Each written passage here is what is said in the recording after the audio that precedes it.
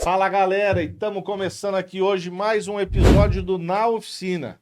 E hoje nós temos um convidado aqui muito especial. Ele aceitou o nosso convite para trazer um conhecimento, uma elucidação técnica de tudo que a gente fala aqui e fala na oficina, nos vídeos que a gente grava, às vezes na oficina. A questão da qualidade da reparação automotiva, da importância em se aplicar peças novas e originais em reparação. E eu tô aqui com o Jean Pierre. O Jean, ele já tem, tava falando para mim nos bastidores, né, Jean? 37 anos de engenharia, há mais de 25 anos. Ele já atua como perito judicial em questões que envolvam reparação automotiva.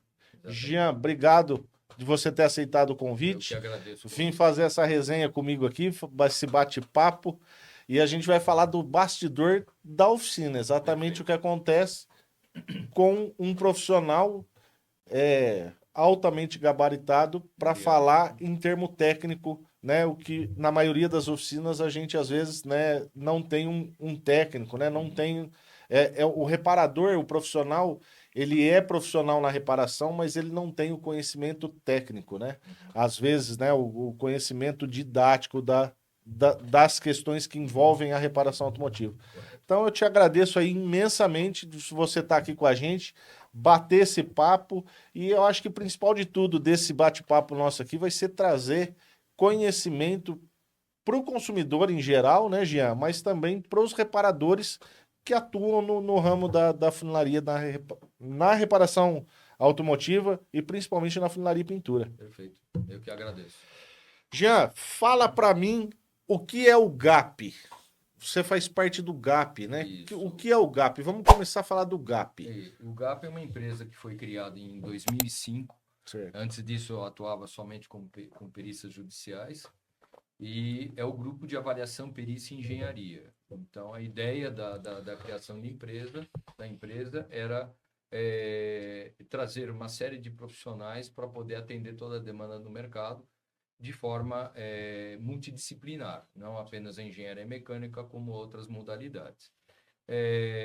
Nós começamos, então, a atuar fortemente para o mercado segurador, na época, em 2005, e muito fortemente na área automotiva. Então, sempre nós éramos demandados, praticamente todas as seguradoras nos contratavam, para poder analisar sinistros, para verificar a compatibilidade e avaria, se o sinistro era ou não era compatível. E nós sempre fizemos um trabalho muito, muito correto, dizendo que tecnicamente era ou não era correto. Certo. Ô, Jean, essa atividade nasce de você trabalhando para seguradoras? Você trabalhou para seguradoras, Também é para isso? seguradoras, para consumidores, para, Tá. enfim, todo mundo que necessitava de uma atividade técnica. De um laudo De um técnico. laudo técnico, uma atividade técnica profissional. Legal. E, Jean, e para quem está assistindo a gente, o que esse laudo técnico traz? O que ele elucida, né? Além dessas evidências que você já disse, vamos falar lá de um veículo que foi reparado, né? Se esse veículo teve uma reparação que deixou a desejar, vamos falar assim. Como funcionaria esse laudo para quem está nos assistindo?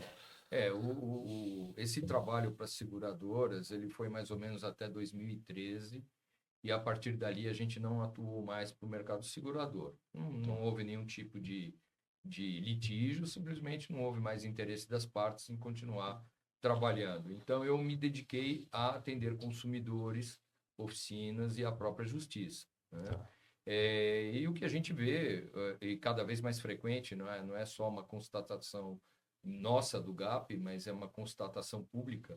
Basta entrar no site do TJ e você fazer ali uma pesquisa por tribunal, colocar lá o nome de uma seguradora, e você vai ver a quantidade de processos que você tem hoje justamente envolvendo veículos mal reparados.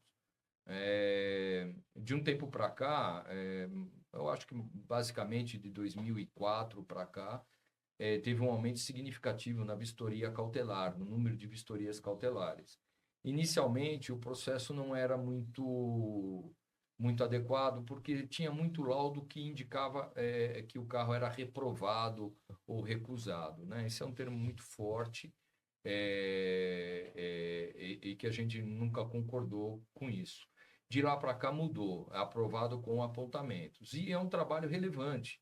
Eu acho que, embora não seja um trabalho muito técnico, feito por engenheiros, como deveria, é um trabalho muito importante porque realmente alerta o consumidor que o veículo teve ali uma Já reparação sofreu uma reparação. importante ou até uma evidência gritante, né, de um mau reparo.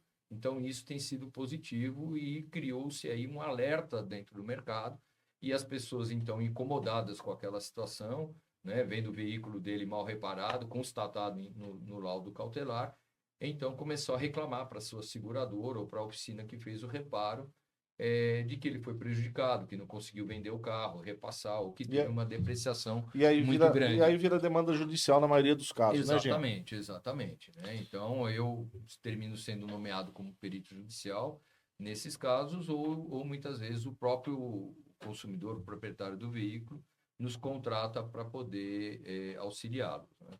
E o que a gente vê invariavelmente é realmente a má reparação. Isso é uma constante. Ô, Jean, e isso rola bastante na internet, a gente vê bastante vídeos aí, tanto de reparadores quanto de garagistas, né, negociantes, né, de automóveis, é, a questão desses laudos cautelares, né, essa reprovação. Ah, se trocar o painel traseiro, vai reprovar na cautelar. Ah, né, uma porta que foi substituída, às vezes a cautelar aponta. Que você me falaria disso, né? Como você bem disse já, não são engenheiros que fazem essa vistoria, né? É, são profissionais aí que às vezes eles também não têm o total conhecimento técnico do que estão fazendo, né? Eles apontam que teve a reparação, mas foi como você bem disse, é uma informação às vezes vazia. O que é importante o consumidor entender é que se houve uma colisão, houve um dano no veículo. Se teve um dano no veículo, o veículo precisa ser reparado. Se o veículo ele é um veículo reparado, naturalmente ele vai ter uma depreciação quando comparado com um veículo do mesmo modelo, do mesmo ano, que não sofreu nenhuma reparação. Certo. Óbvio que a gente tem que entender que é uma depreciação relativa especificamente ao reparo, ao fato dele ter sido reparado. Agora, quando você fala de um mau reparo, então uma solda aparente, um reparo grosseiro, ainda você vê lá a estrutura toda ondulada, amassada, aí obviamente que ou você vai ter uma depreciação muito grande, maior. ou simplesmente o carro não vai ser aceito no mercado, né? Que é o que acontece na maioria das vezes. Então, essa depreciação não é uma depreciação esperada, né? Com relação ao fato de você ter um corte e solda na lateral, ou quando você tem uma troca de painel. Ora, se isso está no BRM da montadora, que é o Bore Repair Manual ou o Manual de Reparação de Carroceria, se consta lá que esse procedimento é um procedimento que deve ser feito, que pode ser feito, né?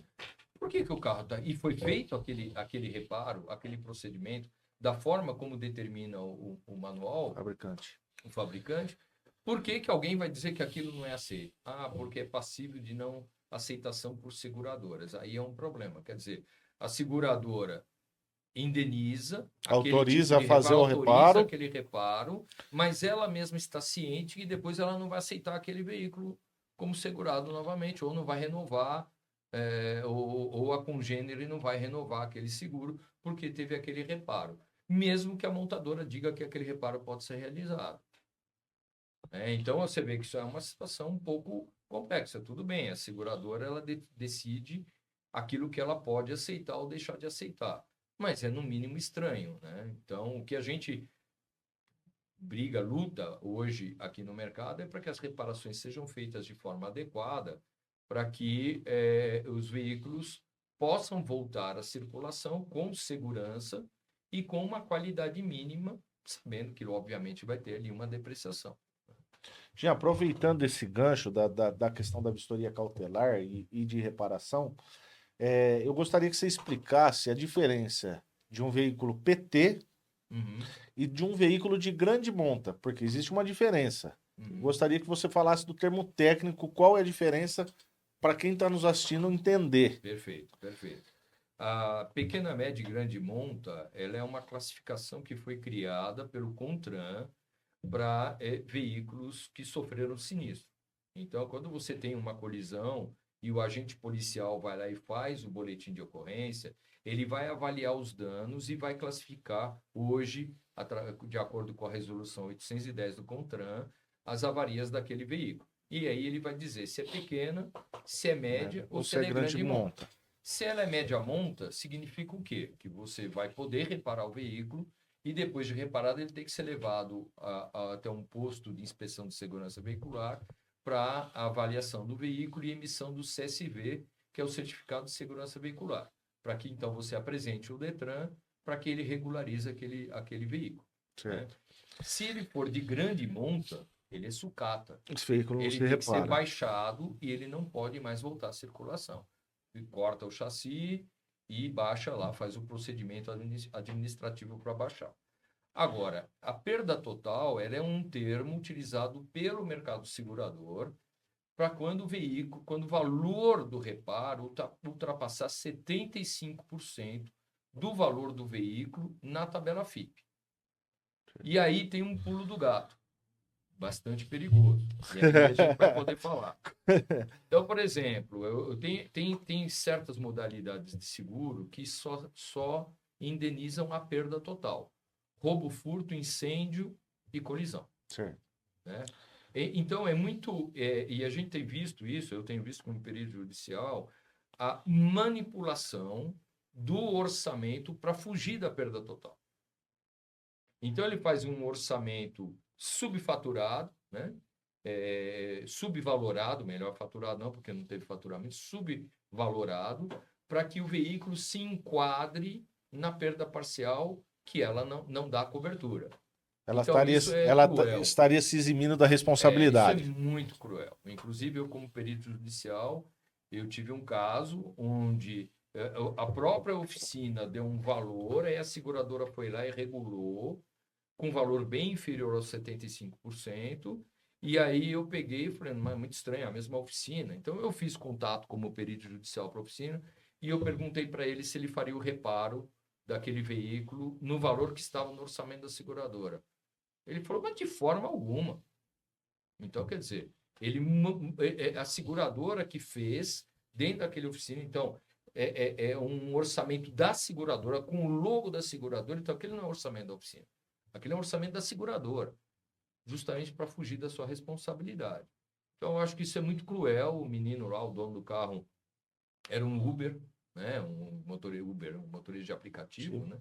E ele precisava do veículo para trabalhar. E como estava naquele processo judicial, ele estava usando um outro carro emprestado até ter o deslinde daquela ação. Então, assim...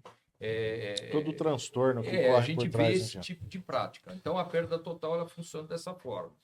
Agora, uma luta nossa, da nossa parte aqui especificamente, e obviamente que a gente vê essa movimentação com outros grupos, como a própria Abraesa, que é a Associação Brasileira para a Excelência da Reparação Automotiva, que é justamente melhorar a qualidade da reparação.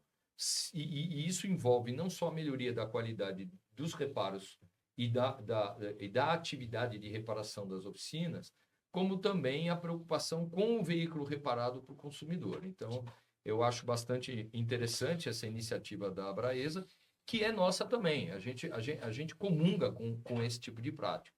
Então, uma das coisas que a gente tem percebido hoje e que vai contra esse caminho é o valor que a seguradora paga na mão de obra, o valor hora.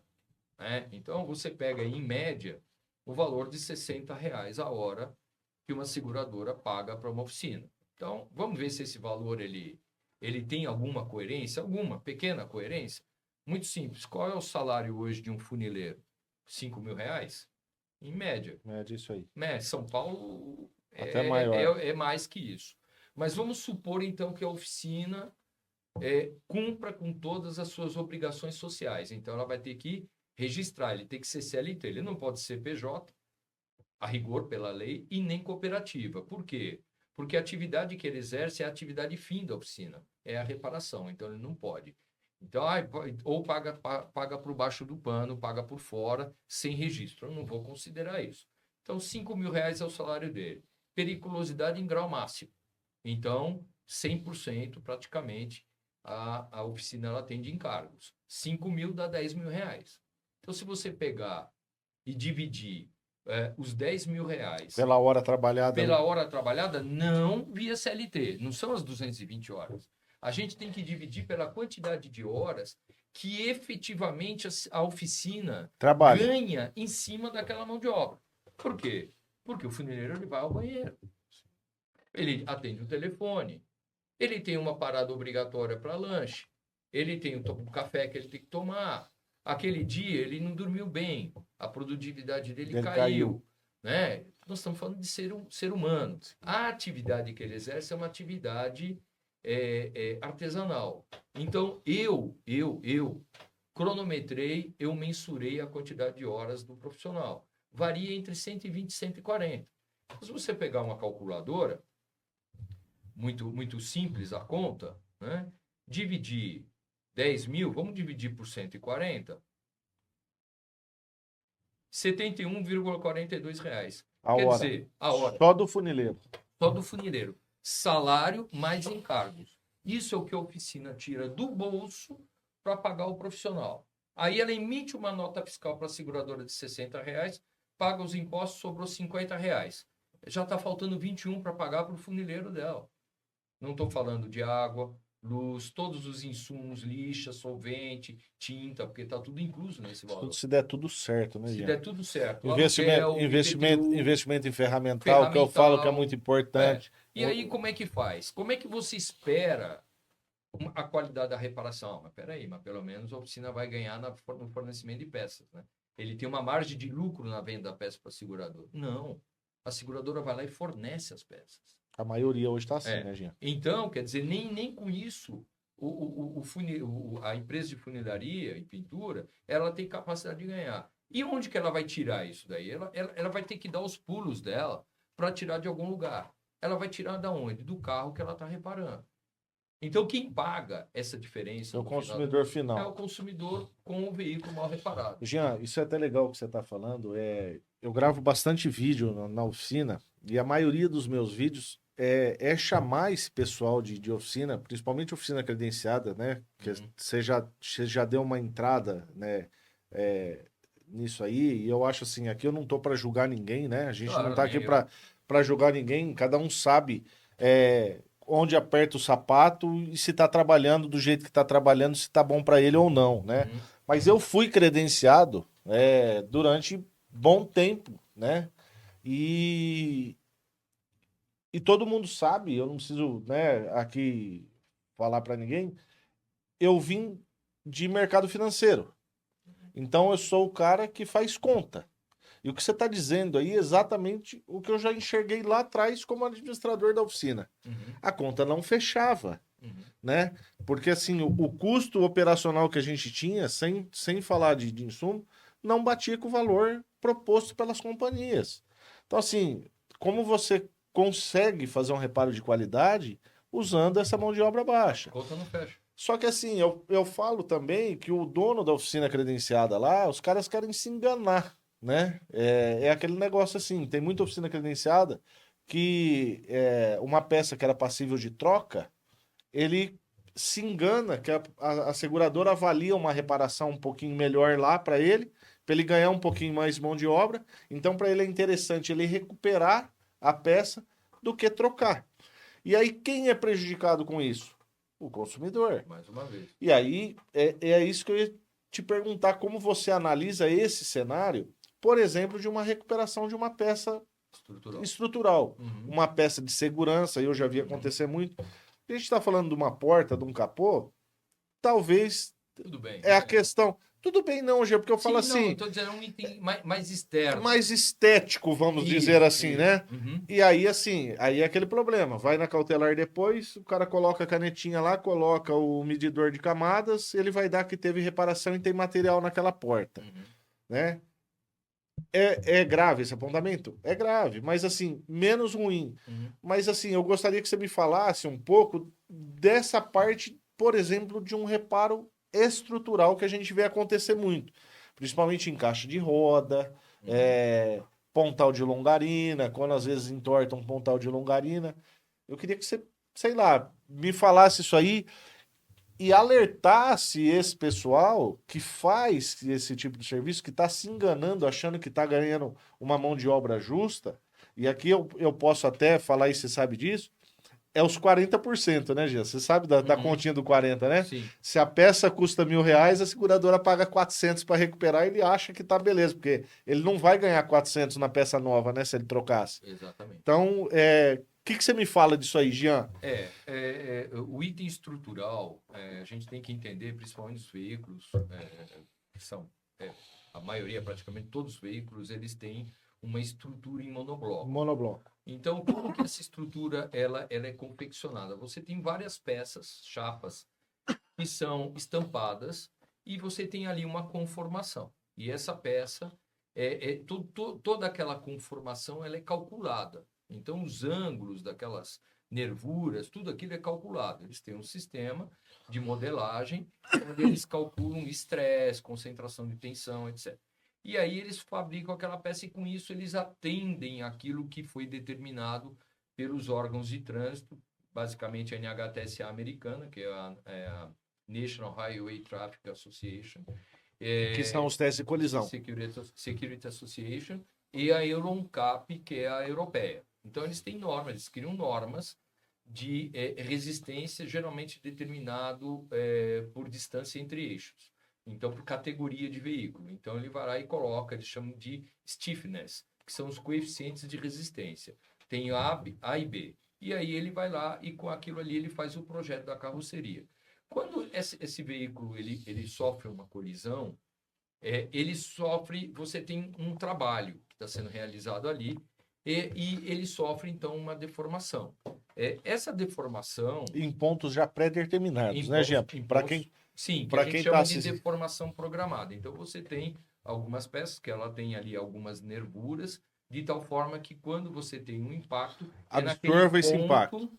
Vai deformar naquele ponto, né? Para não deformar, sei lá, mais próximo ali dos condutor. ocupantes e que ele, com isso, dissipe a energia cinética do impacto, né? E aí, o que acontece? Aquela peça ali onde ela sofreu uma deformação, tem até um clips aqui eu posso mostrar. Se você abrir esse clips, né, pegar essa parte mais alongada, se eu faço uma deformação, o que eu fiz aqui? Eu tenho um ponto de compressão aqui, uma região de compressão e uma região de tensão, né? Os grãos do material aqui, eles sofreram uma alteração da sua característica original. Eles comprimiram aqui e alongaram aqui. Se eu reparar esticando essa peça, rebatendo, eu não vou modificar a condição granular do metal. Eu vou, muitas vezes, até impor uma nova deformação para que ele tenha a mesma condição de geometria que ele tinha anterior, ou seja, cotas. Mas eu não vou jamais garantir ou retornar à sua condição de resistência original.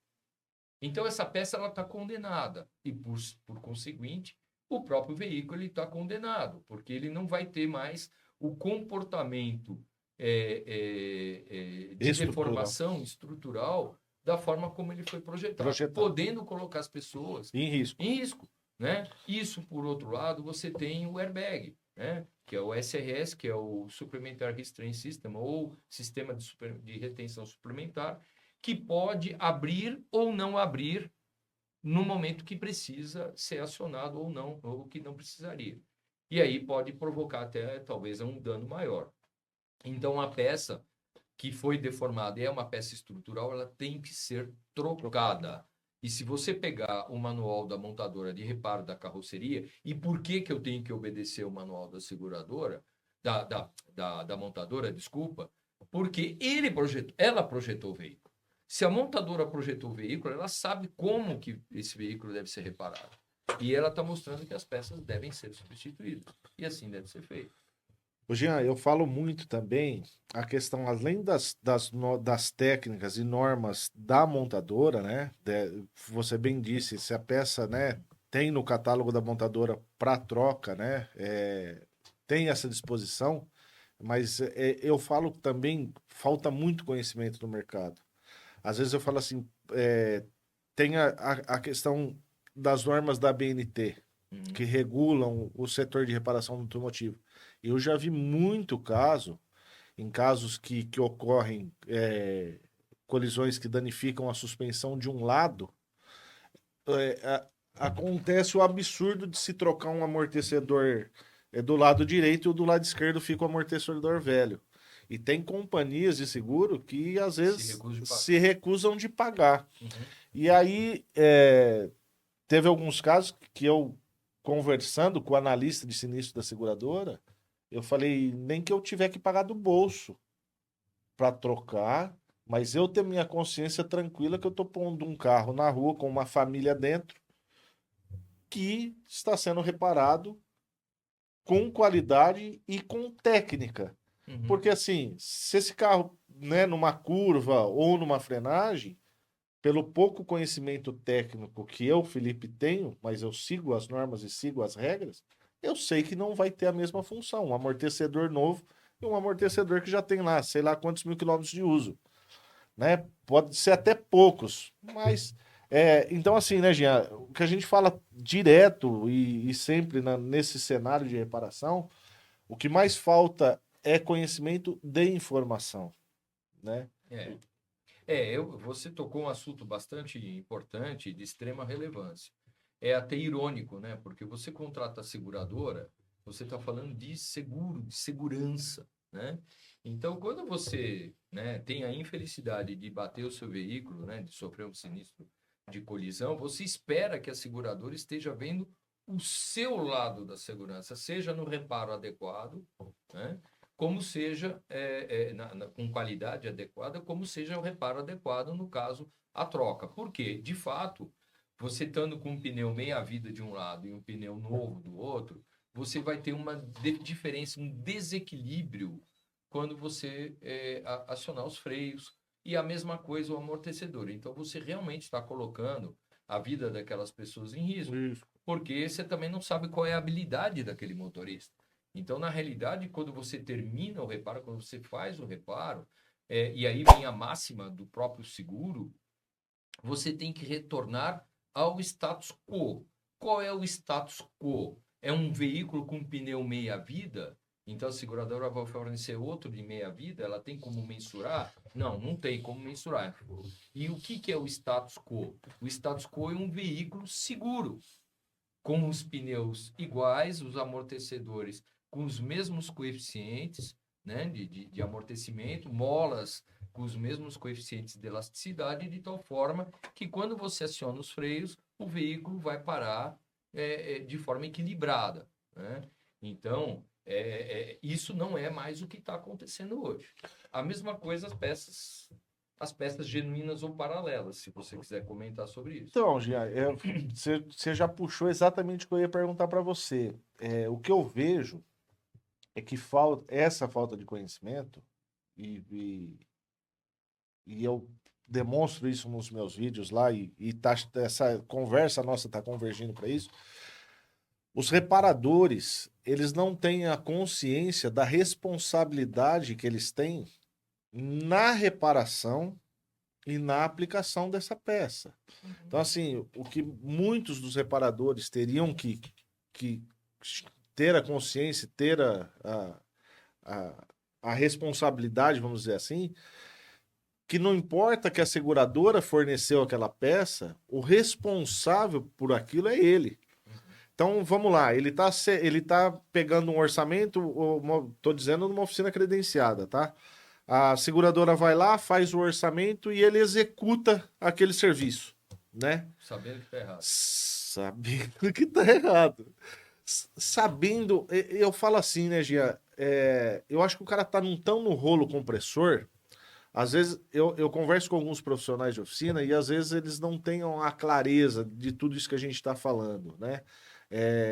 As seguradoras em si, aquele movimento de uma oficina credenciada, aquele monte de carro chegando, aquele orçamento maluco, os caras fazem orçamento e mandam para a oficina executar, ele entra num ciclo, num processo e às vezes ele acaba não enxergando as coisas, né?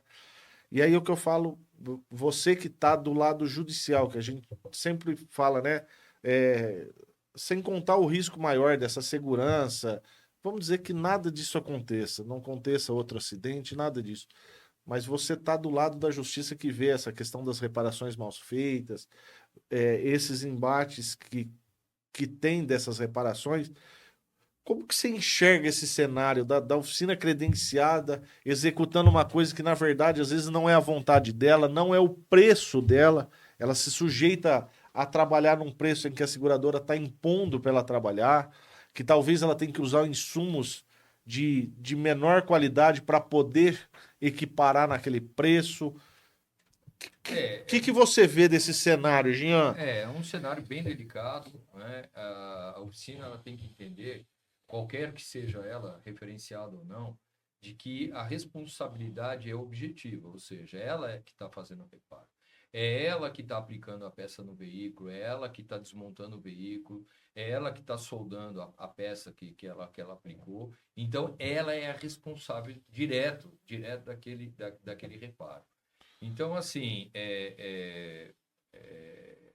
eu acho que a transparência é fundamental. Então, se ela está fazendo algo que é errado, e ela aceita aquela condição, ela vai ser responsabilizada por aquilo lá. Mas, por outro lado, é importante que ela alerte o próprio consumidor de que ela está fazendo aquilo, ou que é uma imposição. Então, por exemplo, a peça paralela, né? Eu não consigo entender, porque eu também tenho carro, eu também tenho seguro, né? Então, se eu não tivesse condição financeira e eu chegasse na tua oficina, qual seria o comportamento honesto da sua oficina? Eu chego e falo, olha, infelizmente, eu estou sem dinheiro, não tenho dinheiro, e eu preciso reparar o meu carro. E você faz lá um orçamento, pelo amor de Deus, eu não tenho como pagar isso aqui, porque eu não tenho seguro, né? Eu fiz meu auto-seguro ali. Olha, aqui só consigo reduzir se colocar uma peça usada ou uma peça paralela. Ah, vê aí quanto que fica. Ah, isso vai, bom, esse orçamento aqui eu vou dar meu jeito aqui de pagar. Não, então, mas o senhor assina, por favor, aqui, Termo que o de senhor, um termo de responsabilidade. responsabilidade, A gente que o faz isso lá senhor já. está aceitando que eu coloque peça assim, assim, assim, assado, né? Infelizmente, as oficinas referenciadas, se elas fizerem isso, elas perdem o credenciamento, né? Mas é o que deveria fazer. Então, elas terminam puxando para si essa responsabilidade. E quando você vai em juízo, aí a coisa arrebenta, né? É invariável. Não é porque eu, como perito judicial, aponto isso. E eu também não tenho nenhum problema com seguradora. Tanto que eu teve um caso recente que teve um problema justamente de um reparo, mas era um veículo de valor muito alto. E a pessoa achava que a seguradora tinha que dar a perda total. Então, eu fiz uma análise extremamente criteriosa, colocando até, inclusive, o valor que eu entendia que, pelos estudos que eu fiz, com várias oficinas, do valor hora correto, a quantidade de horas corretas, e mesmo assim não atingiu 75%, então cabia razão à seguradora, né? Mas outros casos, você vê realmente situação de lanterna colada, né? Solda sem pintura por cima, quer dizer, isso é de uma irresponsabilidade sem tamanho. O carro vai molhar, vai começar a oxidar aquela superfície que foi soldada, vai começar a corroer, vai arrebentar a solda, o carro vai apodrecer. Quer dizer, poxa vida, né? Eu acho que é uma questão até de empatia com o próximo, né? Eu acho que esse é o problema. Jean, e o que eu vejo também, né, nesse sistema, né, de fornecimento de peças, que eu vejo? As oficinas estão lotadas, aí a peça chega lá, se é peça falsa, porque está acontecendo no mercado, principalmente radiador, condensador, vem peça falsa, assim. peça falsificada, Uhum. faróis e lanternas alternativos, né? Paralamas alternativos, paralelos, né? E aí o que eu vejo? O reparador lá, o cara da oficina credenciada, ele precisa pôr o carro para fora. Porque assim, ele não está ganhando nada na peça, né? Ele está aplicando uma peça que foi fornecida e na cabeça dele ele se exime da responsabilidade. Porque ele fala assim: não, se amanhã der problema, ou se o dono do carro reclamar, quem me forneceu a peça foi a seguradora. E na maioria das vezes, não. E na prática, não é isso que acontece. Não, ele vai se responsabilizar. A responsabilidade é dele. Então, assim, fica aqui mais uma vez o alerta, né? Não estamos dizendo que você está errado ou não de trabalhar de forma credenciada, mas, assim, tenha cuidado do jeito que você trabalha. Você Né? falou do radiador. Interessante, eu peguei um caso no radiador que o número de voltas da serpentina era menor do que o original, genuíno, né? Original não, vamos colocar o termo correto, do que o genuíno. O radiador genuíno. Porque original, todo mundo é original. Você Jean, é original do seu pai e da sua mãe, eu sou original do meu pai e da minha mãe. Genuíno, né? Então, aí o que acontece? Quando você tem menos voltas da serpentina, você tem uma menor eficiência de troca térmica. Então, a ventoinha ela vai ser acionada por mais tempo e mais vezes. E aí você tem uma redução da vida útil da ventoinha. Né? E se ela não foi trocada, ela é genuína, quer dizer, ela vai falhar antes do que deveria falhar pelo número maior de solicitação. Eu já vi casos de radiador, usando que a gente está usando o radiador de exemplo, eu já vi casos de radiador chineses, né? Os Xing Ling que a gente fala, de você colocar um aditivo concentrado e ele chegar a furar. É o material. Eles são muito bons em materiais. Mas e aí eu vi, né, um profissional da área dizer, um profissional que mexia com radiador, falou, não, nesse radiador você não pode pôr aditivo original. Mas que absurdo é esse? E isso eu tô falando para você, coisa assim, de 2 meses de uso. Então, assim, é muito sério isso, a responsabilidade é muito grande. É que eu te falo, você imagina se aplicou um radiador desse num carro, o cara sai viajar à noite, numa estrada em que ele não tenha recurso, e o radiador fura. Você vê, o radiador, o sistema de arrefecimento, você tem que colocar um fluido de arrefecimento, já é um fluido pronto, que tem o que lá dentro? Água destilada, desmineralizada e aditivos. Aí você vai lá e coloca o que é água comum, além dele prejudicar o próprio radiador, ele vai prejudicar o motor, porque a água comum, a maioria delas que a gente vê aí nas cidades, ela é clorada. Pega alto. Né? Ela é clorada, tem cloro. E ela tem o quê? Minerais. Quais são os minerais? Um dos sais minerais é o sódio. NaCl é sal. Sal. Né? Então, por isso que a água tem que ser desmineralizada e destilada e os aditivos para você retardar ponto de ebulição, aquela coisa toda. E aí você não pode colocar, porque o radiador ele tem uma limitação por causa de material, porque esse é o segredo da China. É engenharia de materiais. Então, eles estudaram muito e estudam muito materiais, buscam materiais alternativos mais baratos, mesmo que sejam menos resistentes. Para ter o quê? Competitividade. Ter preço, né? Ter preço. E na verdade o que as companhias falam, que fazem, o que a gente está falando aqui é exatamente isso. Ela quer abaixar o preço da reparação, né, Jean?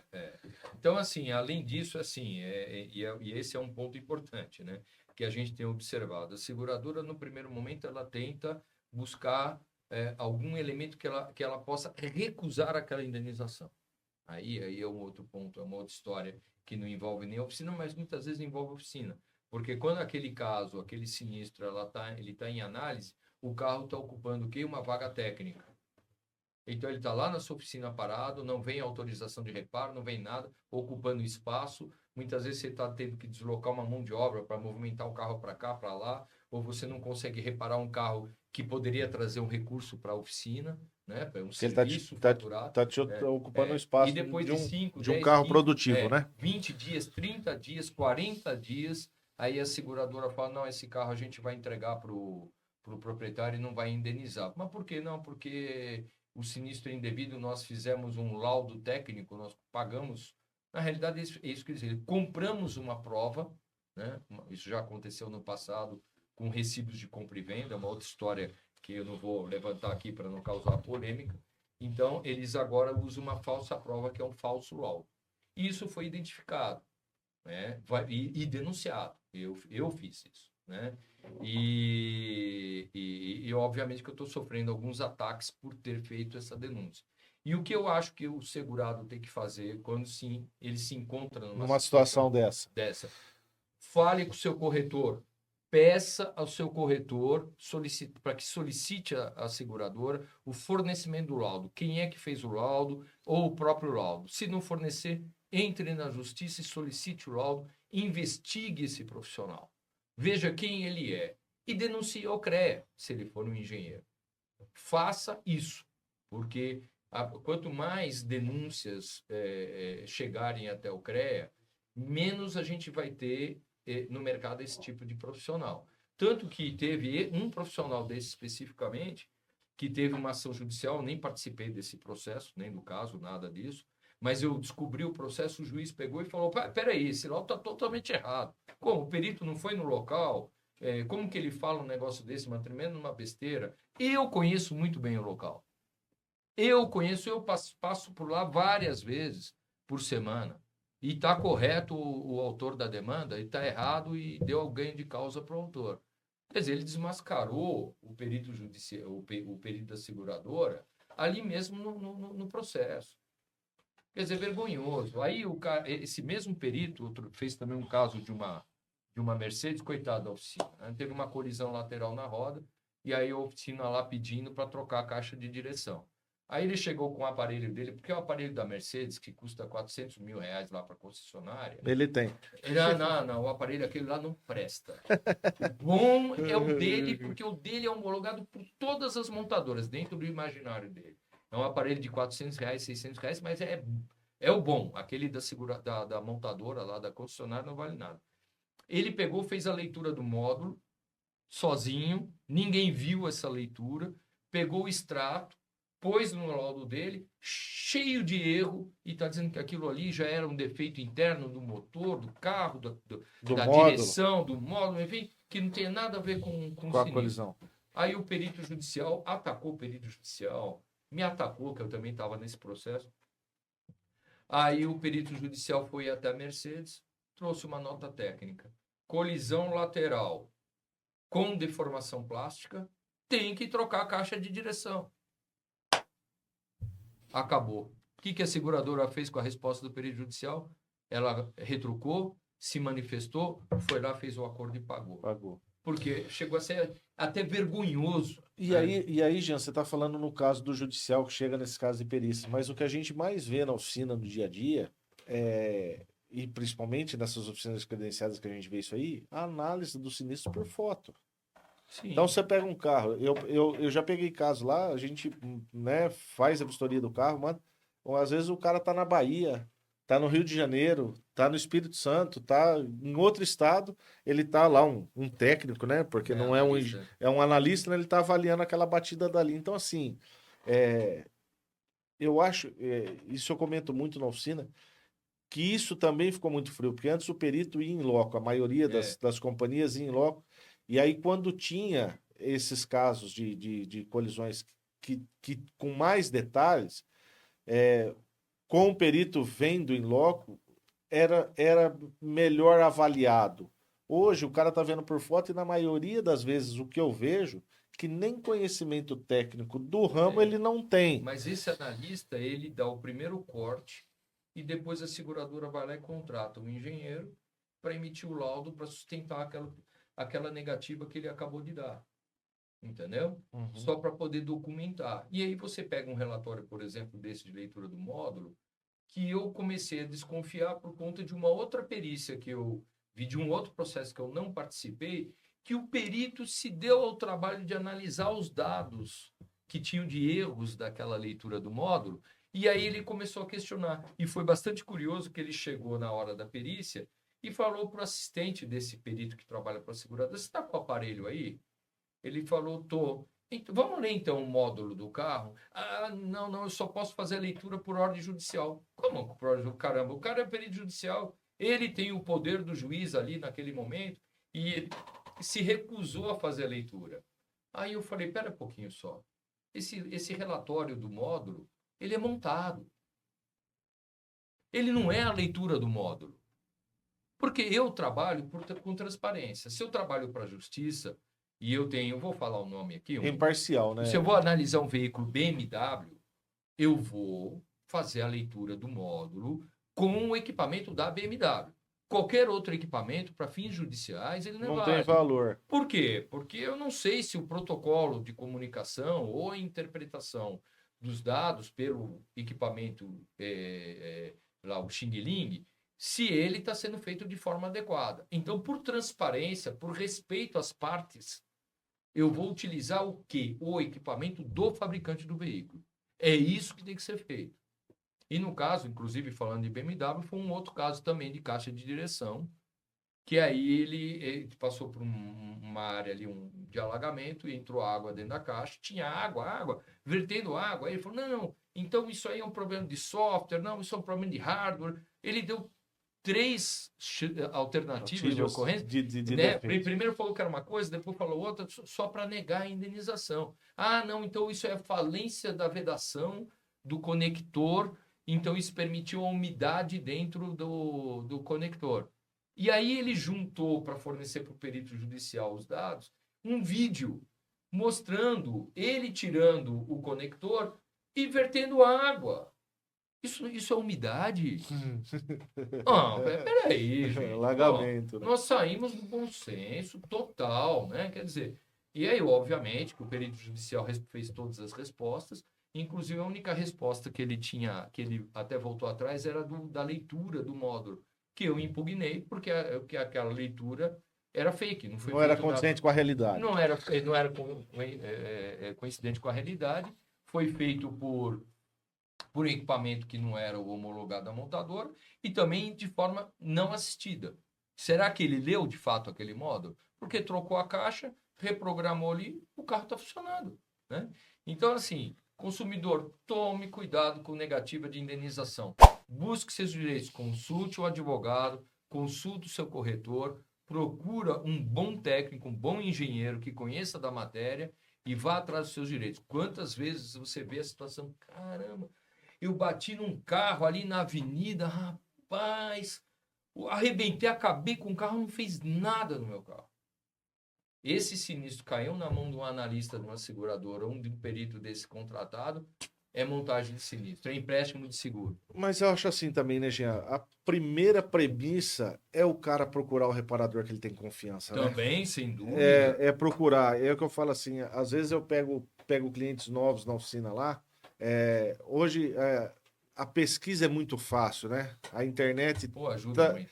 Ajuda muito. Então, assim, às vezes a pessoa não é da cidade ou não tem um reparador de confiança ainda, mas, pô, pesquisa, né? Vê a reputação daquela empresa. Não vai só no que a seguradora está falando, pô, porque eu tenho aqui na lista 3, 4 oficinas aqui, você pode escolher qualquer uma das 3, das 4 e vai lá. Não, eu acho que pesquise, né, sobre essas 3, 4 que estão sendo indicadas, né? Então, eu acho que o que fica a dica aqui para todo mundo é isso aí, a mesma coisa procurar a confiança no profissional que vai realizar o serviço. Até porque o que eu mais escuto lá e de tudo que você falou aqui se você não fizer na oficina credenciada, lá não tem garantia. Garantia do quê? De tudo isso que a gente falou aqui. Então eu falo assim, a garantia é do profissional que está reparando. Claro. Então, assim, qualquer coisa que acontecer referente àquele serviço que você executou, a responsabilidade da empresa que fez. E é também da seguradora que ela está sendo paga, que é aquilo que eu falo. Se eu não tenho dinheiro, eu posso tomar a decisão que eu quiser. Sim. Agora, a partir do momento que eu pago para alguém assumir o risco... Você contratou esse... Eu contratei um serviço, Isso. Não é para colocar peça paralela. Então, veja, a gente tem que tomar cuidado para não ser enganado. Com relação à qualidade, a gente tem a oficina... É muito importante isso, é o boca a boca, a oficina que já fez um serviço, que é onde você tem a confiança da qualidade. Agora, e as seguradoras? A própria Abraesa, eu estava até navegando outro dia, ela tem lá o ranking das seguradoras. Consulte. Consulte também o Reclame Aqui e outros sites que vão te trazer alguma informação útil na hora de você tomar a decisão. Às vezes, o barato pode sair caro. Eu falo sempre isso, Jean. Eu falo sempre isso aí. Então, finalizando aqui nosso bate-papo, Jean, você vê, a gente começou a falar, se a gente fosse ficar aqui, a Já gente são horas. ficaria uma tarde toda aí, um dia inteiro falando disso. Com certeza. Já passou o nosso tempo aqui, foi Legal. muito legal Obrigado. esse bate-papo que nós tivemos aqui. Eu acho que quem vai assistir esse episódio nosso, principalmente o mercado reparador, né? O pessoal de oficina, né? Quem está diretamente ligado a isso, vai entender o nosso objetivo aqui, que é de trazer conhecimento, E é importante, trazer eu elucidação acho que a oficina- para o setor, né? A oficina ela tem que enxergar o lado financeiro, porque a coisa chegou onde chegou, porque foi se aceitando o aviltamento dos honorários ao longo do tempo. E hoje chegou numa condição insustentável.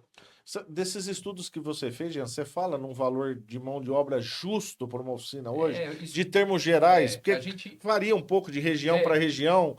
Olha que curioso, né? Você pega uma concessionária e cobra aí, vamos chutar, não sei o valor atual, porque muda isso com uma certa frequência. Mas vamos pegar uma marca hipotética aí, falamos de BMW, já citamos o nome de uma.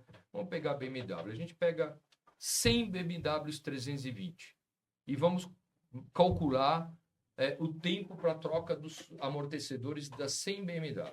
Então, você vai fazer isso com concessionárias diferentes, com mecânicos diferentes, você vai ter uma variação de tempo.